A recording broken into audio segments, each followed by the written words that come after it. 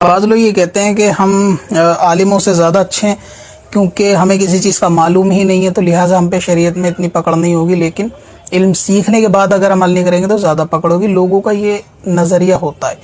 جبکہ حدیث پاک کے اندر اس کے اپوزٹ ہوتا ہے۔ لوگ یہ سمجھ رہے ہیں کہ اگر جاہل کوئی گناہ کرے گا تو وہ یہ کہہ کے بچ جائے گا کہ اس کو پتہ نہیں تھا، لہٰذا اس کو معاف کر دیا جائے گا کہ چلو اس کو معلوم ہی نہیں تھا، اس پہ گناہ نہیں ہوگا،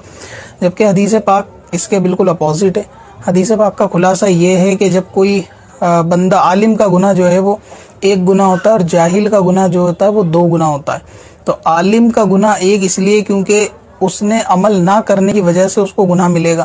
اور جاہل کا گناہ ڈبل اس لیے کہ ایک گناہ تو اس کے عمل نہ کرنے کی وجہ سے، دوسرا یہ کہ اس کو پتہ ہی نہیں تھا، اس نے علم ہی نہیں سیکھا کہ اس پہ عمل کس طرح کرنا تھا، تو اس لیے اس کے لیے یہ ڈبل گناہ ہوگا۔ تو جو یہ سوچتے ہیں کہ ہم قیامت میں بچیں گے وہ